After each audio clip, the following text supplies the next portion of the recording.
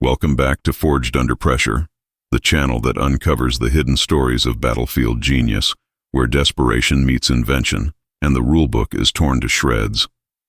History remembers the big victories, the massive factories churning out Sherman tanks, the B-17s darkening the skies over Europe. We celebrate the known quantities, the weapons that were approved, tested, and mass-produced. But war, real war, is a dirty, desperate business. It's fought by men on the ground who know, with terrifying certainty, that the approved equipment is getting them killed. And sometimes, in the darkest, coldest corner of a forward motor pool, a man with nothing but grease, steel, and pure, unadulterated rage decides to build something better. Tonight, we tell the story of one such man. A master sergeant, a mechanic, not an engineer, who was haunted by the screams of his friends dying in tanks that were tragically outmatched. He saw his crews, armed with pea shooters, going up against the steel predators of the Nazi regime, the Panthers, the Tigers, and he saw them burn. His superiors told him to trust the doctrine, to wait for new equipment. But he had no time to wait. With a welding torch, a boneyard of American and German scrap metal, and a fanatical, mad conviction, he built a monster. This is the story of the mad engineer who turned scrap metal into a tank that terrified the Nazis. Before we fire up that torch, if you believe that the real heroes are the ones who refuse to quit, the ones who break the rules to save their brothers, then I need you to secure this workshop. First, hit that subscribe button and ring the notification bell. It's the only way to support the channel and ensure you never miss these classified stories. Second, hit that like button. It tells the algorithm that this history matters. And finally, drop a comment down below. Let us know what country and city you're watching from. Our global community of history and hardware enthusiasts is the best in the world. All right, grab your wrenches. Let's get to work. The forest smelled of lies. That's what Master Sergeant Arlo Scrap Hesh thought, every time he took a breath. It was late November 1944, and the Hurtgen forest was a frozen, muddy, splintered version of hell that made Normandy look like a summer picnic. The air wasn't just cold, it was wet, heavy, and thick with the stench of pine sap, cordite, diesel fumes, and the sweet, sick, coppery smell of death. Arlo was the chief of the 753rd Tank Battalion's Forward Maintenance Depot, a patch of churned frozen mud hidden under a canopy of shattered trees, a place where the broken bones of the armored push came to be mended or buried. His job was to fix the M4 Sherman tanks, but mostly he was a mortician. He was the man who had to direct the high-pressure hoses, washing the blood and ash of his friends out of the turrets, just so a new, green, terrified crew could climb in and repeat the cycle. The Sherman, the workhorse of the U.S. Army, was a good tank. It was reliable. It was fast. He loved it the way a man loves a flawed, beautiful, hopelessly outmatched child. But here, in the Hurtgen, against them, it was a 30-ton coffin. It was a Ronson lighter, and Arlo was running out of crews. He was running out of patience. He was running out of hope. The breaking point had come 3 days ago, on a stretch of muddy road the grunts called the bowling alley. Arlo knew the crew of Charlie 4 well. The TC was a young buck sergeant named Smitty, a kid from Brooklyn who could talk the rust off a bolt, and his gunner, a quiet farm boy named Deadeye O'Connell. Arlo had just shared a cup of his scrap special coffee, 3-part sludge, 1 part brandy, with them that morning. Then, the call came over the battalion net. A single static-filled scream. "Contact! Panther! Panther at the crossroads! We're—" The transmission had cut to static. Arlo had driven the M32 wrecker out himself, under fire. He found what was left of Charlie 4. It was still smoking, but it hadn't burned completely. It was just dead, killed by a single neat 75mm hole in the thickest part of the gun mantlet. One shot. But that wasn't the part that broke Arlo. The part that broke him was the other side of the story. A surviving infantryman, a private found hiding in a ditch, shaking so hard he could barely speak, told Arlo what had happened. Charlie 4 hadn't been ambushed. It had been a duel, a fair fight. The private had watched. Smitty, the TC, had done everything right. He'd seen the Panther first. He'd gotten the first shot, and the second, and the third. Deadeye, O'Connell, the gunner, had been a machine. He'd hit the Panther, frontally, 3 times in less than 20 seconds. The private was crying as he told Arlo, "They just bounced, Sarge, just sparks, like pebbles off a goddamn barn. They just bounced." And the Panther, it just sat there. It just let him. And then it fired. Just once. It was like a joke. That night, Arlo Hesh, a man not given to emotion, a man who built his life on the cold, hard logic of torque settings and gear ratios, had stormed into the battalion CP tent, his hands black with the grease and other material from Charlie 4. He was shaking with a rage so profound it was silent. Captain Davies, the battalion S4, a by-the-book West Pointer, was there, trying to make sense of his impossible logistics charts. "Sir," Arlo said, his voice a low growl, "I'm not fixing any more of them." Davies looked up, annoyed. "What are you talking about, Sergeant? You don't have a choice." "The 75s, Arlo said, his voice flat. "They're useless. We are sending those boys out to die. We're using pea shooters against goddamn battleships. I just watched Smitty's crew. They bounced 3 rounds off a Panther's face. And that Panther, it just murdered them. We need a bigger gun. Now." Davies sighed, the weary, condescending sigh of a man burdened by the ignorance of his subordinates.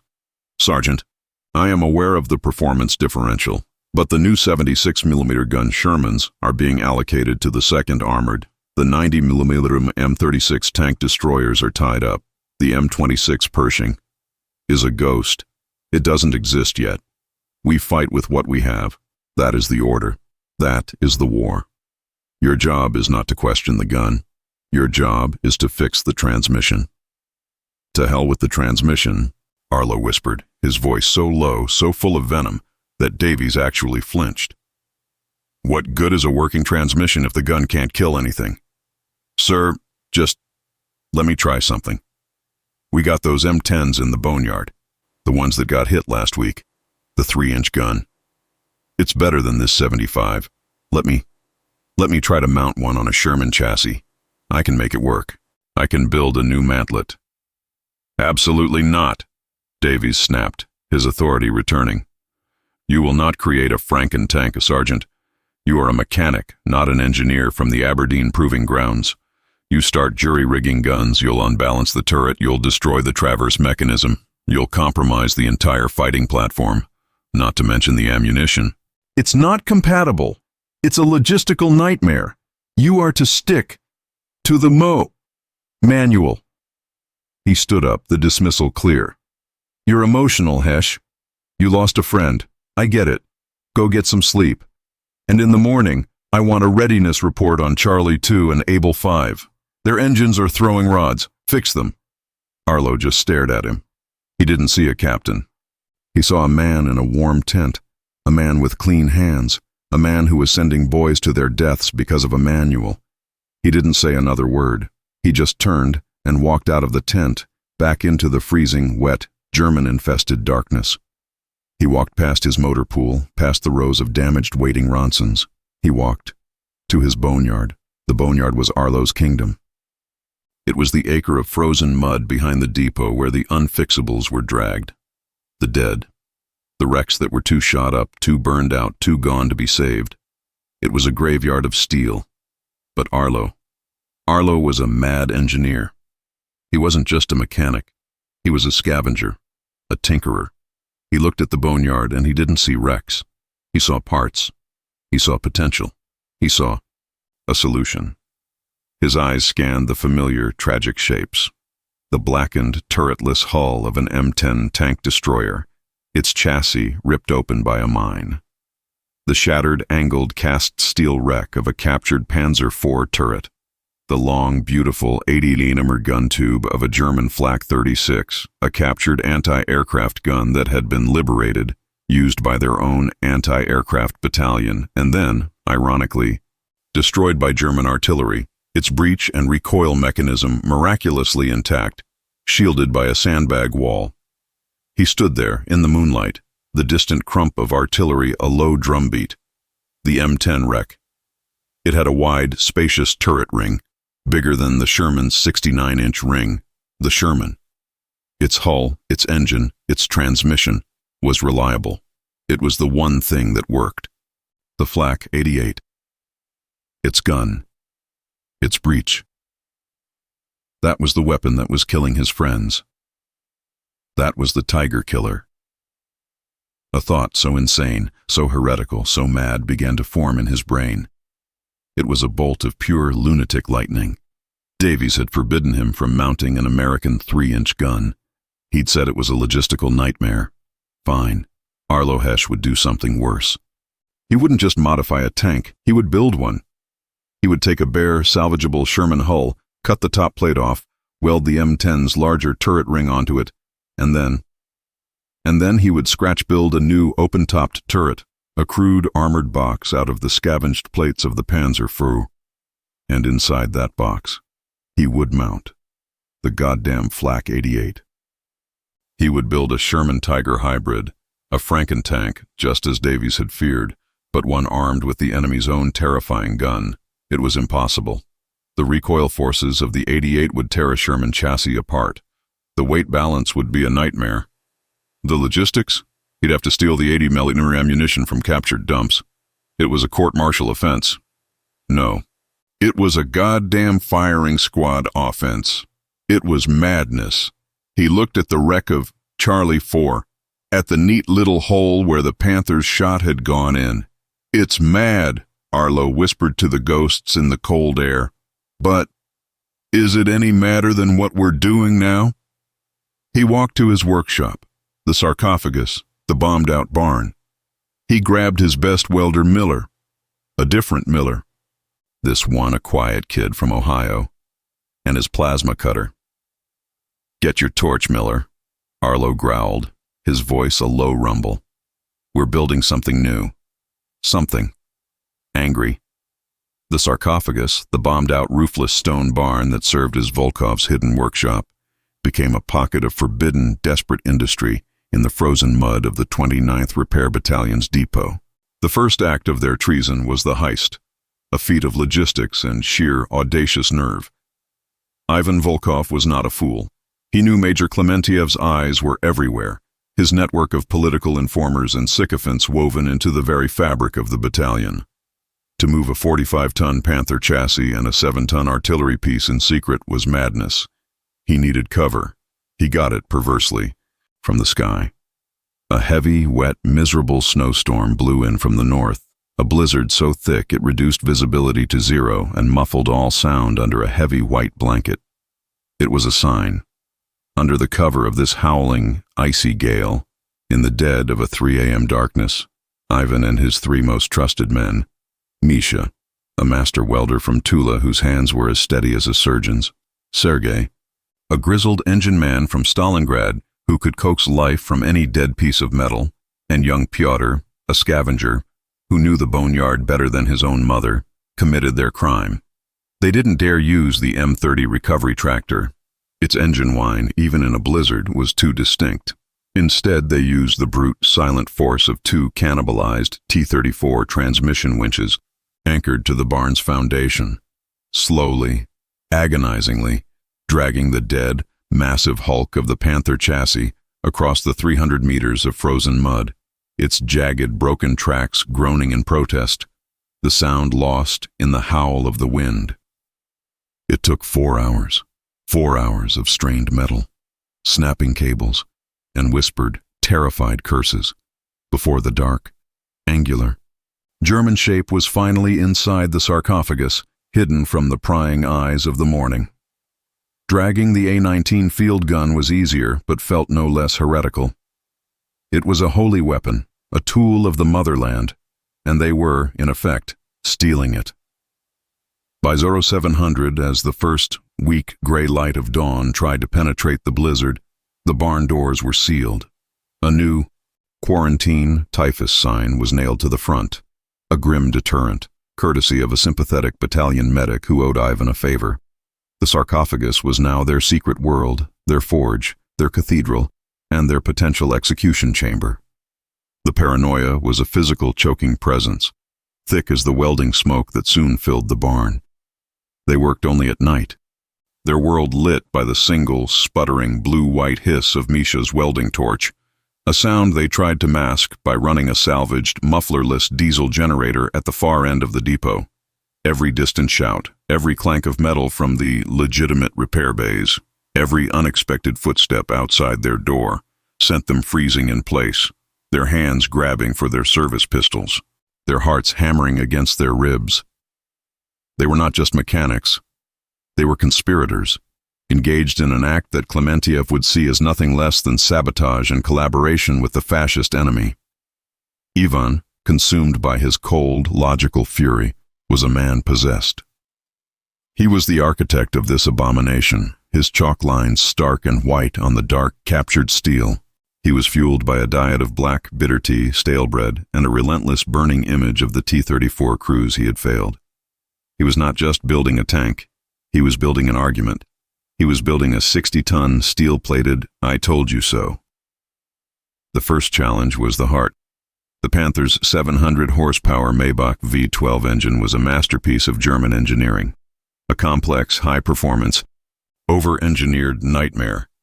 Sergei, the engine man, a man who loved the crude, simple, brute-force reliability of the T-34's V2 diesel, spat on it.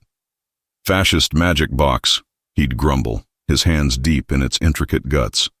Too many parts, too delicate. It is like a watch. You do not put a watch in a tank. But it was the only engine they had that could move this much weight. It was miraculously intact, shielded from the blast that had destroyed the tank's turret, but its fuel injection pump was cracked. They had no spares. A T-34 pump was a crude, simple thing. This was a high-precision instrument.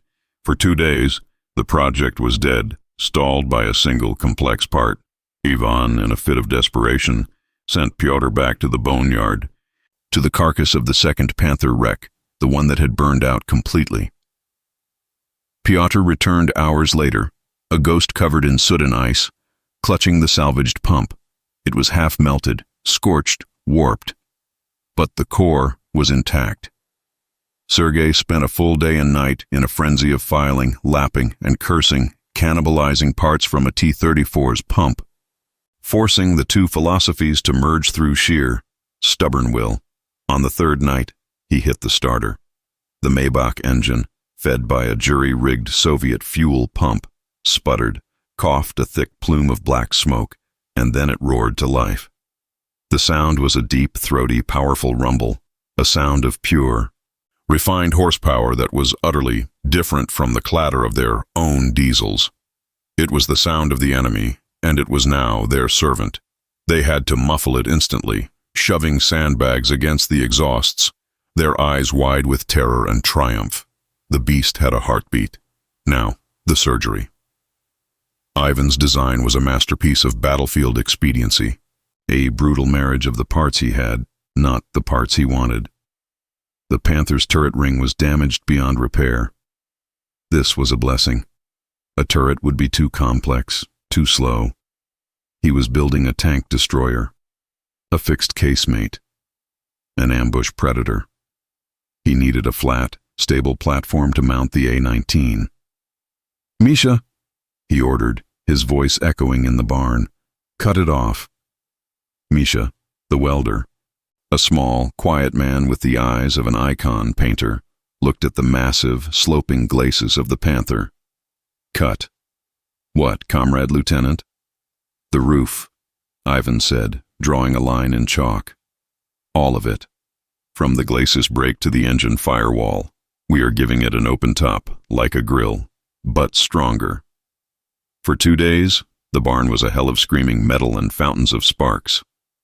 Misha and Pyotr, working in shifts, used their precious plasma cutter, a trophy in itself, to carve the massive roof plate off the Panther's hull, leaving a huge, gaping, rectangular wound. This was the point of no return. They had just destroyed a captured Panther. Klementiev would not just send them to a tribunal. He would shoot them on the spot. Now, they had to build the box, the Zveroboy's casemate, and they would build it out of the enemy himself. Ivan had them harvest the steel. the thick 80mm frontal plate of a destroyed Panzer IV, the side plates from a burnt-out Stug, the thick cast steel mantlet from a wrecked KV-1, a piece of Soviet steel to add to the mix. Ivan was an engineer, a man of physics. He understood one thing the Germans had mastered: sloping. "No vertical plates," he roared at Misha, as the welder prepared to fit the first piece. "Angle it. Angle everything. Make the shells bite. Make them turn. I don't care if it's ugly. I care if it's smart." Misha, the artist, was forced to be a brute. He wasn't welding. He was stitching a monster together. The plates didn't fit. They were jagged, warped, pockmarked. He had to cut and hammer and curse and then weld, not with the clean, precise seam of a factory, but with thick, ugly, overlapping scab, welds, piling metal onto metal, 3, 4 passes, creating a hideous, bubbled scar tissue that was, in its own way, stronger than the original plate. They built a low-profile, sloping, box-like casemate that replaced the Panther's turret. It looked wrong. It was a cubist nightmare of mismatched angles, a patchwork of German yellow and Soviet green, all of it scorched black by the torch. It was a bunker, welded onto a racehorse. It was terrifying, and it was empty. Now, the final act. Mounting the God, the A-19, a 7-ton field gun, complete with its massive, complex, hydraulic recoil mechanism and a breech block the size of a man's torso. It was never, ever designed to be put in a tank. Its recoil was so violent, it was designed to be staked to the earth. Ivan knew that if he just bolted it to the Panther's floor, the first shot would rip the gun out of its mounts and send it flying out the back of the casemate. He had to dissipate that force. The entire tank had to become the recoil system. His design was a stroke of mad genius. He didn't just mount the gun, he integrated it. He and his team spent 3 sleepless nights fabricating a massive internal cradle, a spiderweb of scavenged I-beams from a destroyed railway car, and steel plates. This cradle was welded not to the thin floor, but directly to the massive, load-bearing sidewalls and torsion bar housings of the Panther's chassis. The gun was then mounted into this cradle. When it fired, the recoil wouldn't just push on the mantlet, it would be distributed across the entire 45-ton mass of the vehicle. The entire tank would lurch back, absorbing the blow. It was a brute force solution, and it was the only one they had. Misha then built the mantlet, the gun shield, out of the thickest piece of steel he had, the 110mm thick turret face of the dead KV-1. He cut a hole in it, and they fitted it around the A-19's barrel, a thick, ugly, rounded shield that gave the angular beast a single glaring cyclopean eye. After 14 days, 14 nights of ceaseless, frantic, terrified labor, it was done. The torches went silent. The hammering stopped. The Maybach engine was cold. Ivan, Misha, Sergei, and Pyotr, gaunt, their eyes raw, their uniforms blackened and burned, just stood back. They stared at what they had created. It was a monster. It was a bastard. It was a chimera of Soviet and German steel, a bunker welded to a Panther's hull, armed with a gun that belonged on a battleship. The 122mm barrel was so long it stuck out an insane 20 feet from the casemate, its massive double-baffle muzzle brake looking obscene, arrogant. It was the ugliest, most frightening, most unbalanced-looking thing any of them had ever seen. It was a tank that radiated pure, unadulterated malice. "My God, Lieutenant," Misha whispered, crossing himself, a habit he'd never lost. What is it?"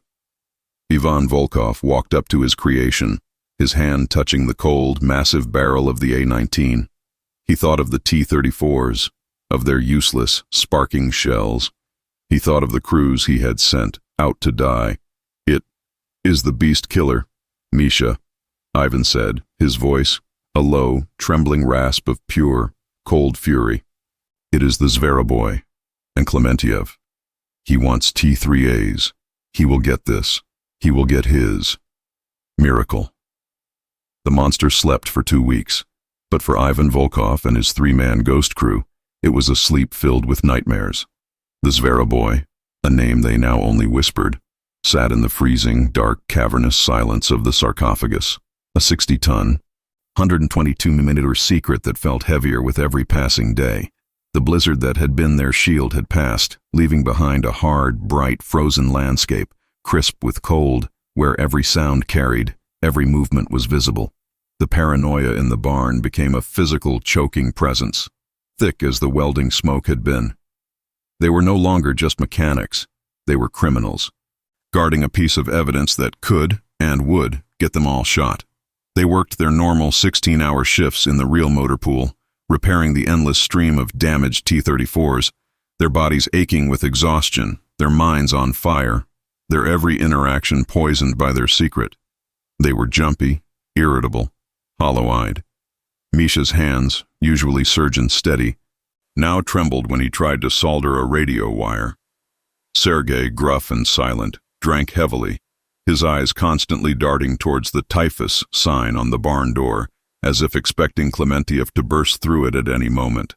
Ivan threw himself into the work, a frantic, joyless energy, trying to be the perfect, obedient quota-meeting lieutenant, trying to build a wall of normalcy around the monstrous heresy he had hidden in the dark. But Major Klementiev was not a fool. He was a political officer, a man whose entire career was built on sensing the subtle, invisible currents of dissent and disloyalty. He was a predator of the human soul. And he sensed something.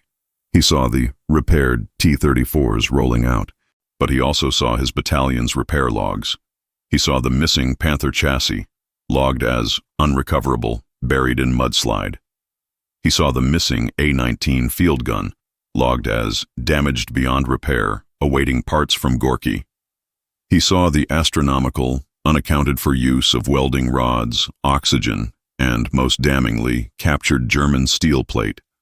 And he saw the way Volkov's 3 best men, his ghost crew, moved around the depot, their eyes hollow, their shoulders hunched, a tight, conspiratorial clique of exhausted men.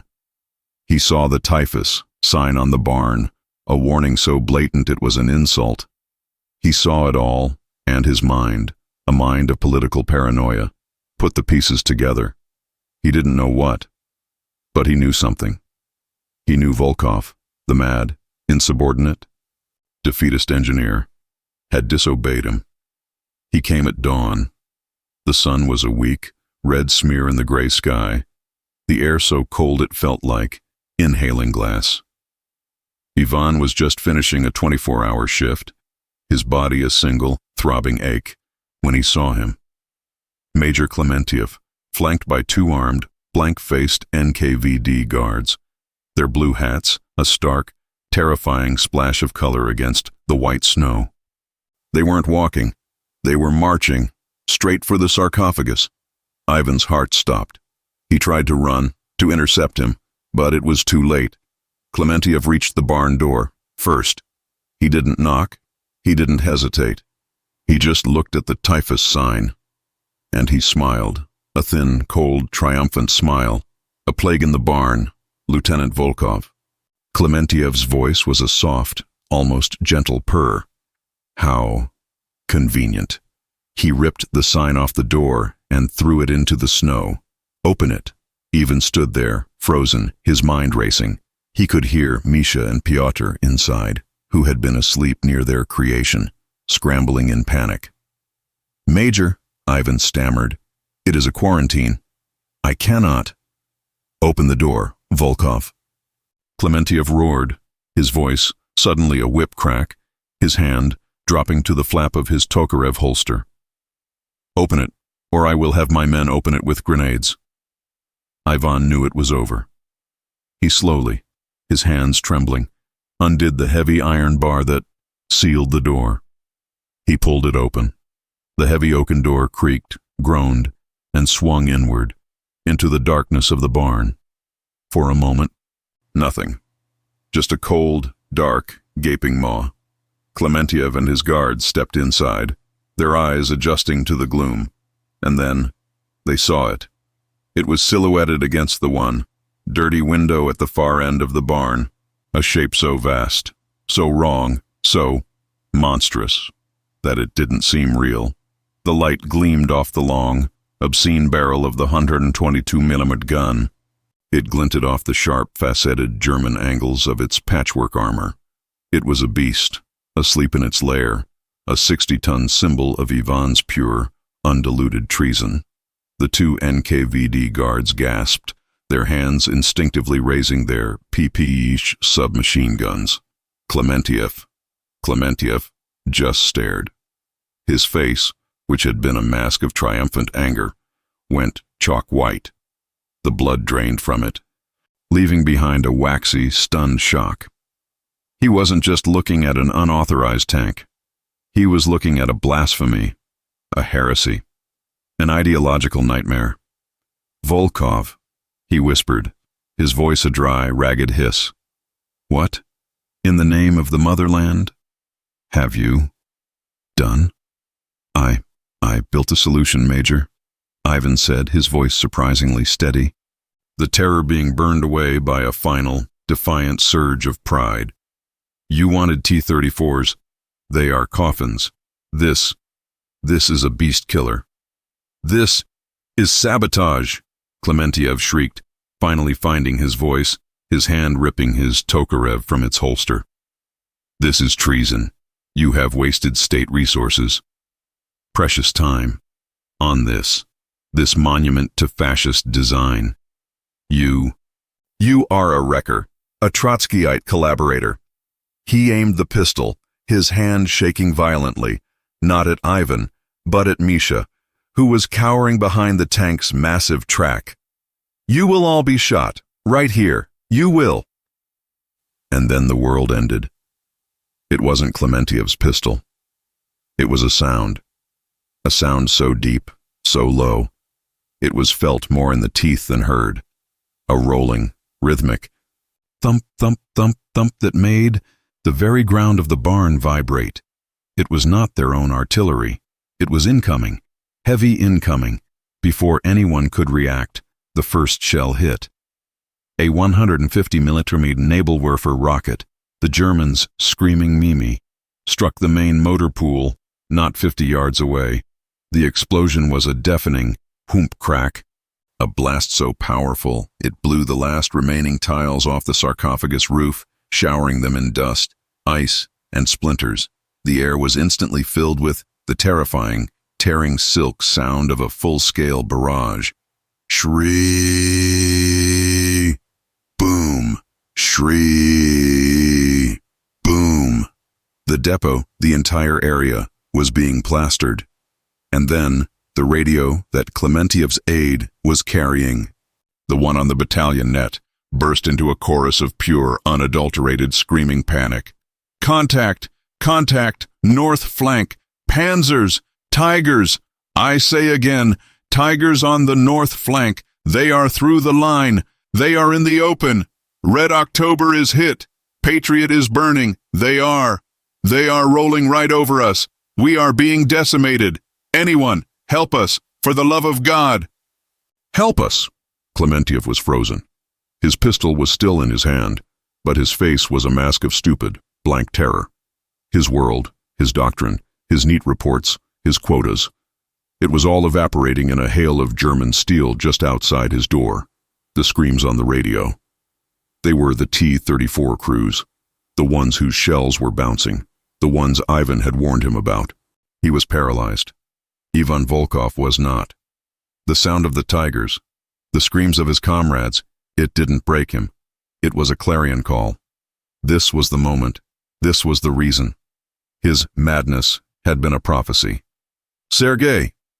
Ivan roared, his voice a thunder that shocked even Klementiev. "Zavodi, start the engine." Sergei, who had been hiding, looked at Klementiev's pistol, then at Ivan's blazing eyes. He made his choice. He scrambled up the back of the monster's hull, towards the driver's hatch. "Volkov," Klementiev shrieked, raising his pistol again. "You are disobeying a director. I will have you shot. I will." Then shoot me, Major. Ivan roared back, scrambling up the hull himself, ripping his own Tokarev from its holster, not at Klementiev, but at the sky. Shoot me after I stop them, or you can stay in this barn, write your report, and burn with the rest of us. Your choice. He didn't wait for an answer. He dropped into the open-top casemate, the cold steel smelling of new paint and gun oil. Misha, Pyotr, ammunition, get the AP, get the beast killers, load the gun. Just then, Sergei hit the starter. The captured Maybach engine, primed and ready, exploded to life, a deep, throaty, German rumble that was a profanity in itself. The entire 60-ton tank shuddered, the floor vibrating with a power that the T-34 crews could only dream of. The sound was so loud, so furious, it shook the dust from the rafters. Klementiev stumbled back, his hand over his ears, his face a mask of terror and disbelief. This thing was alive. Pyotr, Ivan screamed from the commander's perch. The doors. Ram them. Now. Pyotr, in the driver's seat, slammed the massive transmission into gear. The Zveroboy lurched forward, its massive tracks biting into the frozen earth floor. It didn't just open the doors. It smashed through them. The ancient stone and timber barn wall exploded outwards in a cloud of splintered wood, dust, and shattered stone. The Zveroboy, Ivan's mad creation, burst out of its tomb into the gray, shell-torn daylight, into the middle of the panicked, retreating battalion depot, a vision of pure, asymmetric German-Soviet terror. Its 120mm gun, long as a dragon's neck, gleamed in the firelight of the burning T-34s. The retreating Soviet soldiers, the men fleeing from the Tigers, stopped. They stared. What, in the name of all hell, was that? It wasn't a German tank. It wasn't a Soviet tank. It was a monster. And it was on their side. Ivan Volkov stood tall in the open casemate, the wind whipping at his face, his eyes fixed on the northern ridge, where the black smoke of the Tiger S muzzles flashed. He had built it. He had hidden it. And now he would hunt with it. The Zveroboy exploded from the ruins of the sarcophagus, a 60-ton steel and shadow chimera, bursting into the gray, shell-torn daylight with the roar of its stolen Maybach heart. The retreating Soviet soldiers, the panicked drivers of supply trucks, the wounded men staggering back from the line, all froze. They stared, their faces a mixture of stark terror and utter disbelief. What was that? It had the low, wide, brutally efficient chassis of a Panther, its interleaved road wheels churning, unmistakable, but its upper works. It was a nightmare. A crude, heavily sloped, welded steel box. A fortress casemate, painted in a bizarre, patchy mix of German yellow and Soviet green. And the gun. My God, the gun. It wasn't the Panther's long, elegant 75mm. It wasn't the Tiger's 88. It was bigger. A massive, obscene 122mm artillery piece. Its barrel so long it seemed to unbalance the entire machine. Its massive double-baffle muzzle brake looking like the snarling mouth of a dragon. It was a tank that shouldn't exist. A creature of pure, mad battlefield expediency. And it was thundering towards the fight, not away from it. In the open-topped casemate, Ivan Volkov was pure, cold, focused rage. The freezing 20-degree wind ripped at his face, stinging his eyes, but he didn't feel it. He was strapped to the commander's periscope, his world a magnified, bouncing circle of smoke, fire, and snow. Below him, Sergei, his best engine man, was fighting the unfamiliar, high-performance Panther chassis, the machine lurching and sliding in the frozen mud, its power almost too much for the slick ground. To their left and right, they passed the burning, blackened hulks of their own T-34s, Red October or Patriot, the very tanks Ivan's men had repaired, now just smoking tombs. The sight of them, the smell of them, banished the last lingering shred of Ivan's fear, his fear of Klementiev, of the tribunal, of the firing squad. It was all replaced by a singular, righteous, calculating fury. He had built this machine to answer this. This was not murder. This was vengeance. There! Misha's voice, the quiet welder, now a gunner, was a sharp bark over the engine's roar. 9 o'clock. Panther, in the trees. Ivan swung his periscope. Misha was right. Not 800 meters away, half hidden in a copse of shattered pines, sat a panther, its gun traversing, looking for its next kill. It hadn't seen them yet, or if it had, it was confused. What was it looking at? A captured tank, a new unknown prototype. He sees us. Pyotr, the loader, screamed, as a flash of orange erupted from the panther's barrel. Incoming! The 75mm shell screamed in, a high-velocity tearing sound. But Ivan's physics, his mad design, held. The shell, striking the heavily sloped 100mm thick scavenged steel of the Zveroboy's frontal casemate, didn't clang. It screamed, it ricocheted, deflecting harmlessly up into the gray sky. A brilliant white scar of shattered steel and paint left where it had hit. The men inside the casemate felt the gong, a physical deafening blow that shook their teeth, but they were unharmed. Misha's ugly welds had held. Ivan's slopes had worked. It bounced, Pyotr yelled, his voice a sob of disbelieving joy. Comrade Lieutenant, it bounced. He won't bounce again, Ivan growled, his mind calculating. The panther was reloading, frantically. But it wasn't the prize. His eyes scanned further up the ridge, and there it was, the king, the source of the radio screams. A tiger, hull down, its massive turret looming over the battlefield, its 80mm gun methodically, arrogantly, murdering their infantry who were pinned in a ditch. That was the target. The panther was the guard dog. The tiger was the master. Misha, Ivan roared. Ignore the panther. Target. The tiger. Range. 1,000 meters. Armor piercing. High explosive. On the turret face. Misha, in his gunner's seat, was fighting the massive, crude, hand-cranked traverse wheels, the recoil from the panther's hit having knocked them off aim. The traverse was slow, agonizing. I can't. It's too slow. The panther. He's reloading. He's on us again. Another flash from the panther's gun. Another screaming, useless gong off their frontal plate. He can't kill us, Misha, Ivan bellowed, his voice a roar of pure, maniacal triumph. We are a fortress. Ignore him. Get the tiger. Misha, his face a mask of sweat and determination, cranked the wheels, the long, 122mm barrel of the A-19 slowly, majestically, swinging past the panther and settling on the distant, arrogant shape of the tiger. Pyotr, loaded, loaded, Pyotr screamed, having rammed the massive 56-pound shell home, a shell almost as big as he was. Mishka, Ivan roared, using the affectionate name. For the motherland!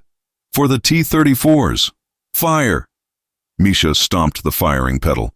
The Zveroboy did not just fire. It detonated.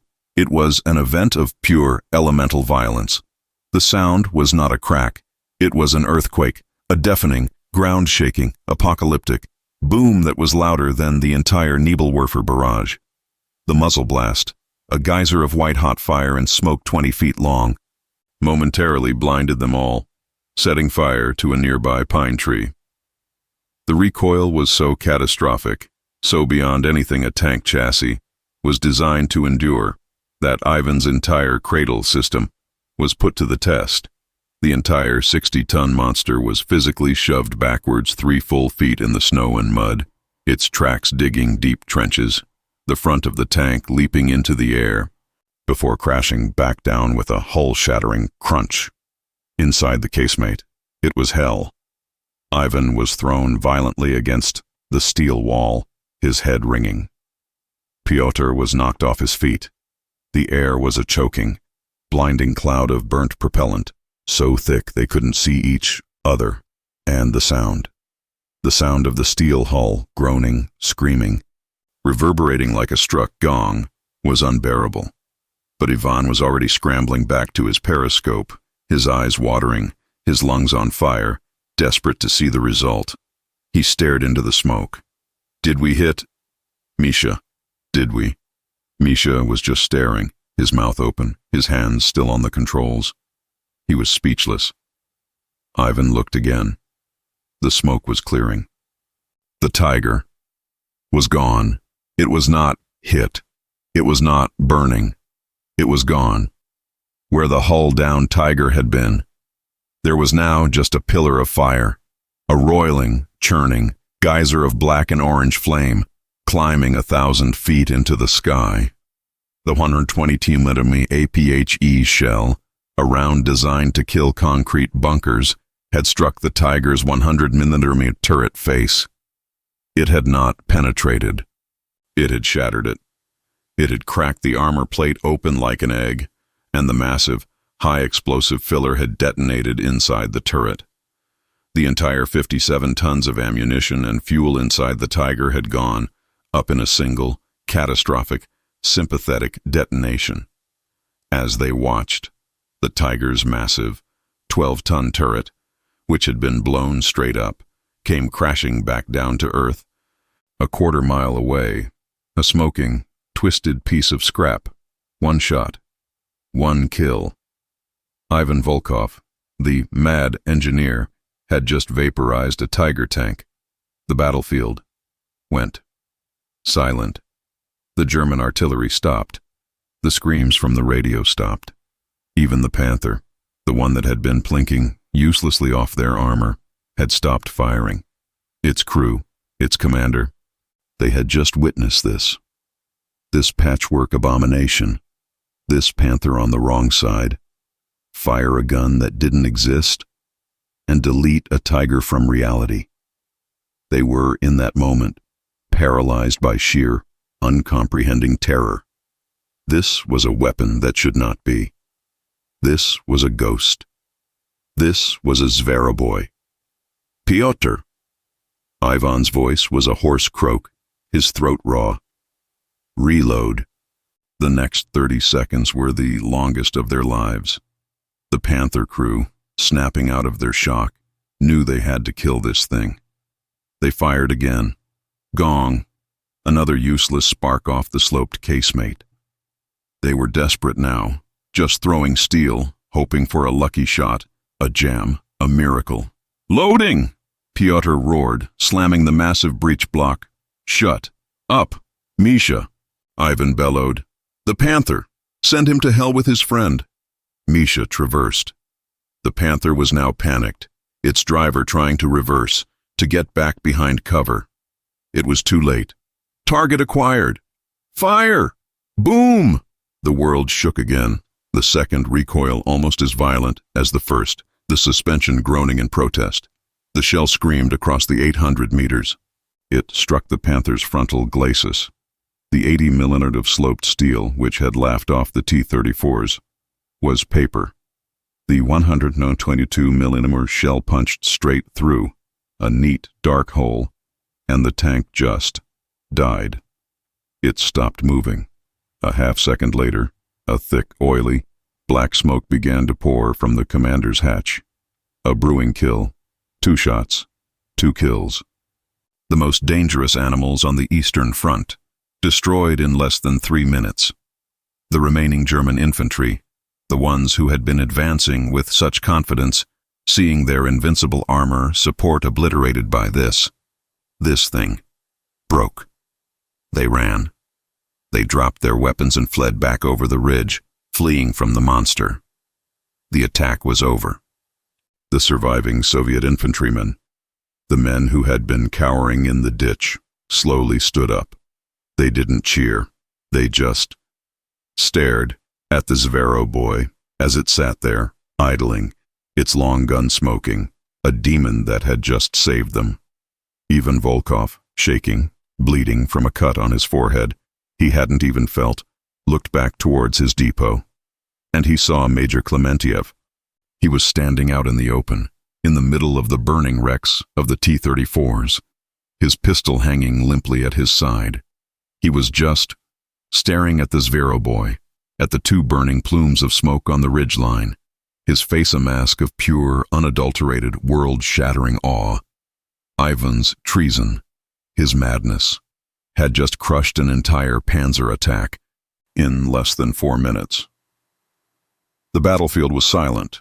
The only sounds were the hiss and crackle of the 2 burning German tanks on the ridge, the distant, shocked shouts of the surviving infantrymen, and the low, rumbling German heartbeat of the Zveroboy's Maybach engine. Ivan Volkov stood in the open casemate, his ears ringing, his body a single, trembling ache from the violent recoil. He looked at the devastation he had wrought, the 2 black pillars of smoke that marked the graves of Germany's finest. He looked at his crew, Misha, Pyotr, Sergei, all staring at him, their faces black with soot, their eyes wide with a kind of terrified, religious awe. He had not just saved them, he had proven them right. He had taken their back-breaking, treasonous labor and turned it into a miracle of battlefield calculus. He was no longer a mad engineer. He was a prophet. He ordered Sergei to reverse, to pull their creation back from the front line, the tank groaning, its suspension protesting, its long, hot 122mm gun still aimed at the ridge, a silent, smoking warning, as they backed into the shattered remains of the depot. The other soldiers, the mechanics, the supply clerks, the wounded, they just stared. They parted, creating a wide path for the monster, as if it were a returning god of war. They didn't cheer. They were too stunned. They just watched, their mouths open, as this thing, this impossible chimera of Soviet and German steel, clanked past, victorious. At the entrance to the sarcophagus, Major Klementiev was still standing, his Tokarev pistol now hanging, forgotten at his side. His face was a waxy, pale mask of shock, his political certainty, his entire worldview, shattered. He had been 30 seconds from executing Ivan Volkov for treason, and now he was staring at the man who had just single-handedly, in 4 minutes, annihilated a German armored assault that would have otherwise wiped their entire battalion depot off the map. He had witnessed the T-34s burn.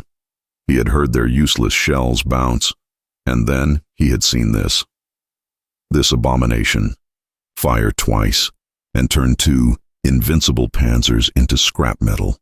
His rigid doctrinal mind was in a state of catastrophic failure, rebooting, trying to process a new, terrifying reality. Ivan, his hands steady, shut down the roaring Maybach engine, plunging the world into a sudden, profound quiet. He climbed, slowly, painfully, down from the hull, landing on the frozen, blood-stained snow in front of his major. He was no longer the pleading, desperate subordinate. He was the man who had the answer. He didn't salute. He just stood there, meeting Klementiev's wide, stunned gaze. My quotas, Major," Ivan said, his voice a low, cold rasp. "They are adjusted. 2 T-34s for 2 panzers. A profitable exchange, I think." Klementiev stared at him, his mouth working, but no sound coming out. He was a political animal, and his instincts, though momentarily shocked, were screaming at him. He was a witness to 2 things: a catastrophic failure of his command, the depot being overrun, and an unbelievable, unorthodox victory achieved by a man he was about to execute. His career was over, unless he didn't just bury this, but championed it. Unless Ivan's madness wasn't treason, but irregular field-expedient genius. Unless this monster wasn't a Frankenstein, but a prototype. "Volkov!" Klementiev finally whispered, his voice hoarse. You documented this? The design? The gun mount?" Ivan just tapped the side of his head. "It is all in here, Major. My calculations, my madness." Klementiev nodded slowly, his mind racing, the politician and the patriot warring within him, and for the first time, patriotism was winning. You will stay here," he ordered, his voice suddenly regaining its authority, but all the ice gone, replaced by a new, frantic urgency. "You will not speak to anyone. You will fix this, repair it, reload it, and you will await my return." He didn't wait for a reply. He spun on his heel, his NKVD guards scrambling after him, and sprinted, towards the battalion's long-range radio truck. He was not going to have Ivan shot. He was going to steal his idea. He was going to present this prototype to the 5th Guards Tank Army Command, to Stavka itself, as a field-expedient solution developed under his own directive. Ivan Volkov, the mad engineer, was about to be saved by the very political machine that had tried to kill him. The official report, Ivan would learn later, was a masterpiece of political fiction. Major Klementiev, recognizing the critical penetration failures of the 76mm gun, had authorized a special projects team, led by the talented, if eccentric, Lieutenant Volkov, to develop a heavy tank destroyer platform utilizing captured enemy chassis and super heavy caliber artillery. The Zveroboy was a resounding success, a new paradigm in anti-tank warfare. The story was, of course, bullshit, but it worked.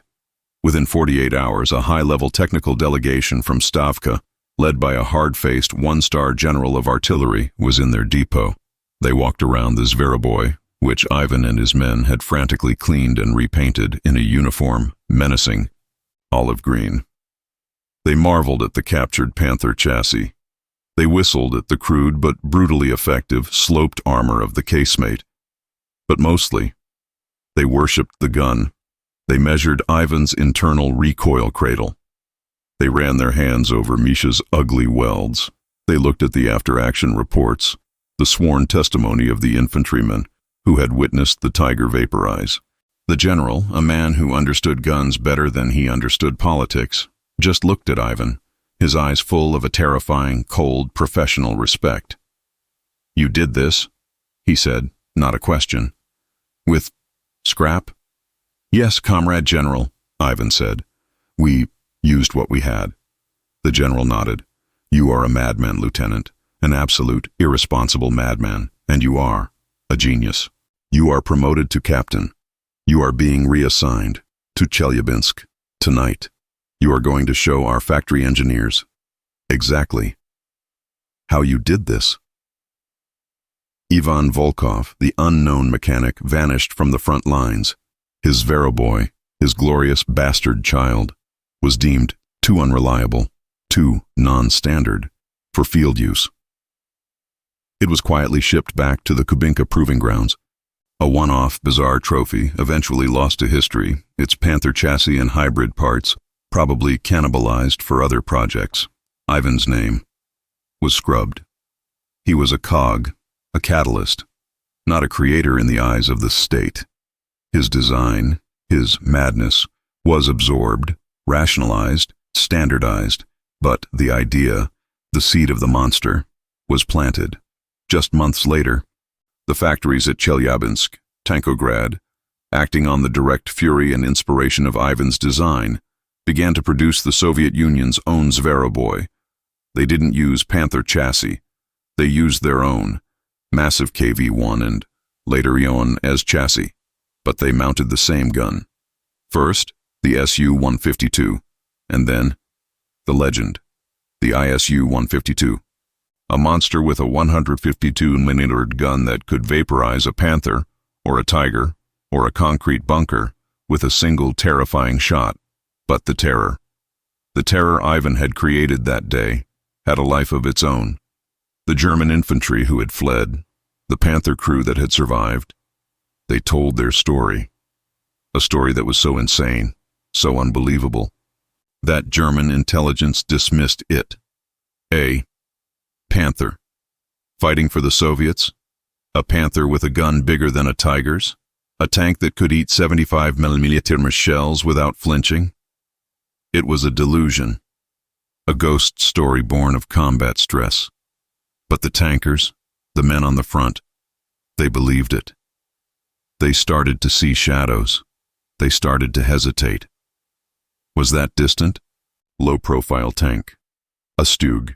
Or was it the Frankenstein tank, the Volkovoy, the Wolfman, the hybrid monster that could not be killed and whose gun erased you from existence? Ivan Volkov, the mad engineer, his name lost to the official records, had done more than build a tank. He had built a psychological weapon, A terror.